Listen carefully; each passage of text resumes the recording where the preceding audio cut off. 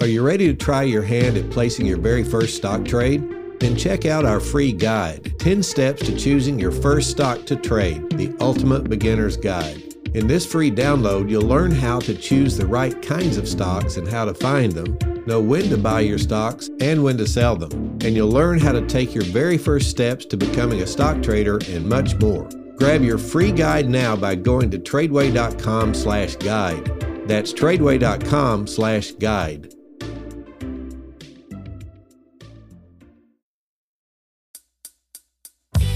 Hey guys, I'm David Mitchell, founder and CEO of TRADEway. What if God himself gave you a blueprint for how to handle your money? Well, the Bible is a practical book. Let's dive in and see what it has to say about wealth, about risk, about leverage, and about investing, and uncover how trading in the stock market can be a powerful tool for moving towards your biggest goals. We're so happy you're here. This is The Word on Investing.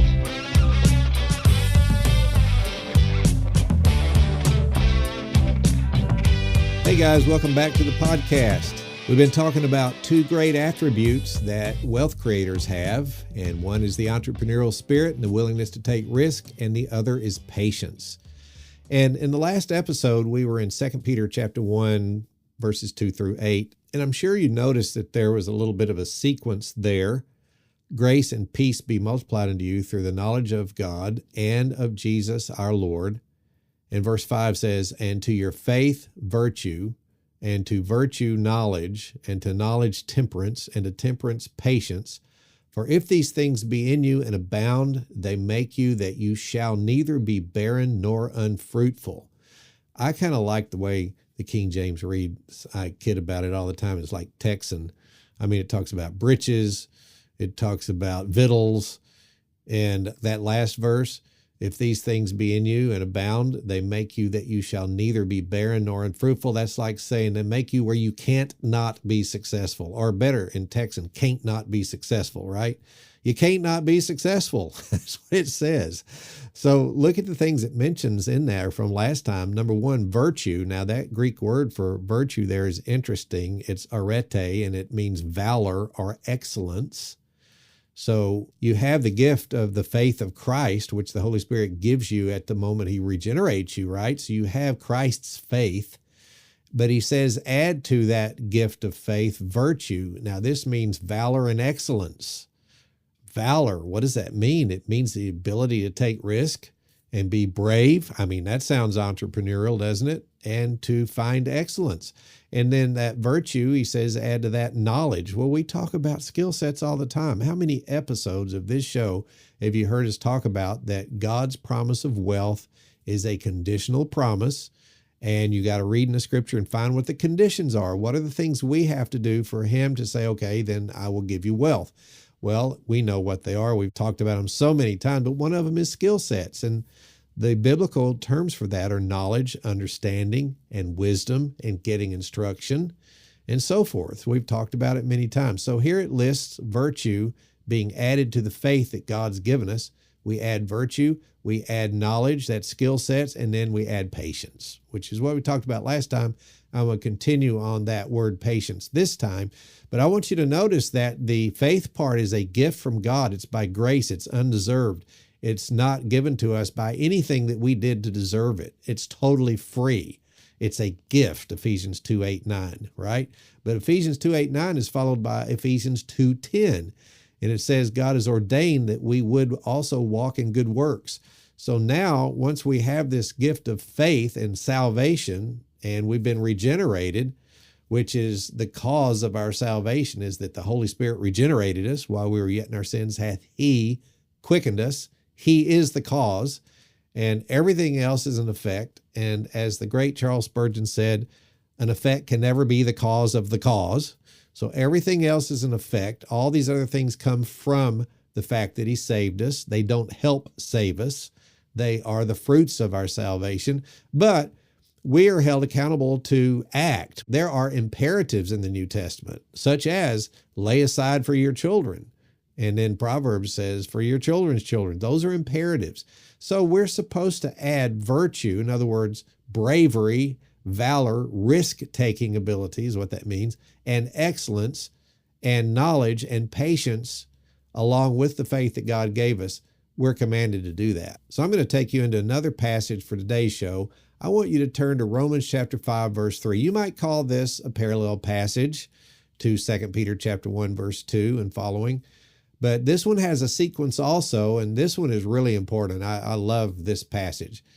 It says in verse 3, Romans chapter 5, verse 3, and not only so, but we glory in tribulations also, knowing that tribulation worketh patience, and patience experience, and experience hope, and hope maketh not ashamed. Now, I want to throw this idea in there at the end, and I want to say, it's kind of like the other passage in 2 Peter 1, where it ends up and says, if these things be in you and abound in you, they make you that you shall neither be barren or unfruitful. It's interesting that the Bible puts that in the negative, and I think it's because that has a bigger impact on us. We don't want to be unfruitful and barren, right? So we pay attention to what the scripture says to do there. Well, this one ends with that sort of negative ending too. It says, it makes us not ashamed. Well, yeah, I don't want to be ashamed, but what is the opposite of the biblical meaning of the word ashamed? If you look at how the Hebrews take a look at that all through, the Old Testament coming into the New Testament, ashamed is the opposite of being successful to the Hebrew. And when they talk about being blessed, they're talking about they got more camels than you do. They have more sheep. They have more cattle than you do. It's not just spiritual blessings. It's physical blessings on this earth as well. And it's the same way in the New Testament. Nothing ever changed that, even though a lot of pastors in the 1800s and 1900s sometimes would say, oh no, for the Christian, it's in the heavenlies where we have our blessings. Well, yeah, it is, but it's not only there. It's here too. So we talk about this where he says that hope makes you not ashamed. It's like saying hope is if you do these things, if you follow this logical sequence or jump from stone to stone to stone as you get towards the goal at the end of those stepping stones, then you will find success. So if we want the opposite of being ashamed in our economic lives and our life as a whole, even our spiritual lives, we want success, and we must follow the sequence. So let's watch where the success comes from. Let's look at these steps towards success. First, in this passage in Romans chapter 5, 3 through 5, it says tribulation leads to patience. And the old King James English says tribulation works patience. And so it means tribulation, as we go through it, it is the cause of added patience in our lives, right? So tribulation leads to patience. How many times have you heard people joke at church? Well, don't ever pray for patience. And, they say that because they've read this verse and they know because if you do that, God's going to bring trouble into your life. Well, we shouldn't joke about it. I mean, it is a fact of life. Maybe it is a good joke. I don't know. But the truth is, we should look at it the other way around. We have been promised that we only enter the kingdom of heaven through tribulation. So that's a fact. That's because of the curse, which we caused. God didn't cause that. So we can't blame tribulation on God. I mean, when you look at all the beauty in this world, a beautiful waterfall or the beautiful blue color in the Caribbean or the beautiful mountaintops we can visit and, the islands we can see, all these beautiful things God's created. We can see the face of a newborn baby, especially a newborn grandbaby, right? If you're my age. And all of these beautiful things. But guess what? We get tribulation with that. We don't just get that. We don't get the blessings only. We get tribulation because we're in a world that we caused when we fell into sin and brought sin into this world. And all of the creation, the Bible says, groans because of what Adam and Eve did and what we did in them, in their loins, so to speak. So, yeah, the tribulation is going to be there, but look at it from a positive sense, not a negative. It's not you praying for patience that causes the tribulation. That's a joke, right? That's not how it works. What happens is the tribulation is there because of our sin. It's just there. It's in a sinful world full of fallen people. And the Bible says that the heart of the human is deceitful and desperately wicked above all things. Who can know it? And Genesis to Revelation, it teaches the depravity of man. And so, I mean, until the Lord regenerates us, we we have nothing of virtue in us, nothing of valor that's in us from God's viewpoint anyway, nothing of holiness or goodness. The Bible says there's none good, there's none that seeketh after God, not one. And so we know these things. And so because of that, we have tribulation in this life. I mean, we even have death because of that. And you think about this now, you think, well, why would God bring all this to pass? Well, think about it. Would you really want to live forever on this earth in your current sinful state? So death is a blessing, right? And the rapture would be even better. So that's what I'm waiting for. But that's another subject altogether. But we're going to have tribulation. It's a fact of life. We have it. It's right around the corner every day of our lives. It's right around the corner. So we got to know that. But the beautiful thing is that God works all things together for good to those who are called. That means, he calls us and regenerates us, and that love him. And patience comes out of this. And that is an amazing attribute that once a person has it, he has one of the two things that wealth creators have to have. It only comes through tribulation.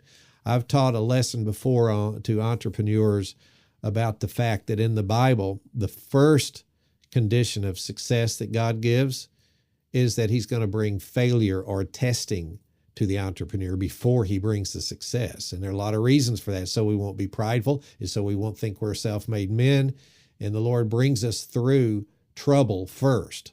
So if you don't have patience, you'll never get to the success because you'll quit. And entrepreneurs that don't quit are the ones that become billionaires and millionaires. So you have to have patience to have that attribute of not quitting in the midst of all the tribulation and the failures that are going to happen. So patience right here, tribulations leads to patience. Now watch the next step. Patience leads to experience. Now, wouldn't you see the logic in that? Do you know that it's the things that I have learned in business failures that led to the business successes that I have had? And I've found it down through 4 generations in our family. And it's going to continue to be the factor that causes my children and my grandchildren to be successful too, and yours. So we could say it's not only the successes, but certainly the failures and the tribulations we've gone through because of that give us the experience that we now have that make us successful. I mean, you have to have experience, right? And tribulation leads to patience, and patience leads to experience. Now, it goes on and says experience leads to hope. Let's think about that word for a minute, because in the old King James English, the word hope has changed through the years. Back then, it meant very close to what it means in the Greek word there for hope, elpis. And that Greek word means the joyful expectation of a certain future event. Now, you have to agree, hope doesn't mean that now, because, I would say it this way. I hope the Cowboys win this fall, but they probably won't, right? It has a negative. Hope has a negative to it now. But back in the 1600s, it didn't. It was a very positive word. And in the Greek, it's very positive. In fact, it's almost a synonym of the word faith, right? So let's pull this thing together because it's really important. Without patience, we will never gain experience because we will quit. And God puts quitters on the bench. I'll guarantee you that because I've seen it so often in life, and I see it in the scripture. The Bible definition of hope is the joyful expectation of good things that are sure to come. No success ever comes without hope, and hope is the first cousin of faith in the Bible. So think about that. If it's true that it takes tribulation or trouble to lead to patience, then we're going to have that. That's a given. We're going to have trouble. But we need to let that develop patience in us. God, through his power, will work in our lives, but we have to try to be patient too. And that's where we grow, right? We grow in that. But God's power has to bring it. But the tribulation is a tool that God uses to bring it. So the tribulation brings patience. The patience brings the experience that we have to be a successful person. And the experience leads to hope. And without that, you will never have success.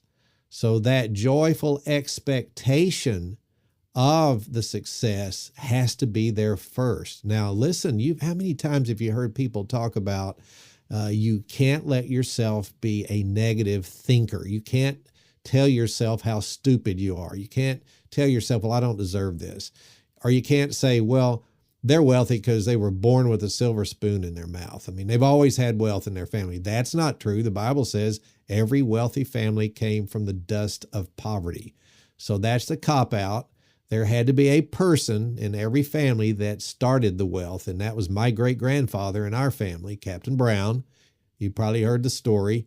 And he had a 6th grade education, was a junk dealer, and poor as dirt, right? And by the time he died, he owned an oil company, which was the largest oil field at the time in Mahia, Texas. Okay, so he went through a lot of tribulation and trial and had a lifetime of patience that led to enormous experience in the oil field.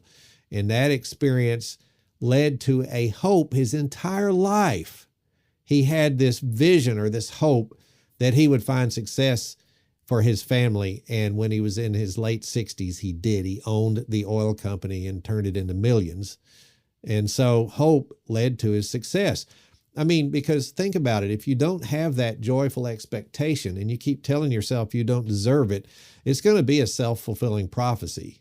And you probably thought that came from these New Agers who always talk about successful thinking and all that. Well, guess what? They even get a germ of truth sometimes, don't they?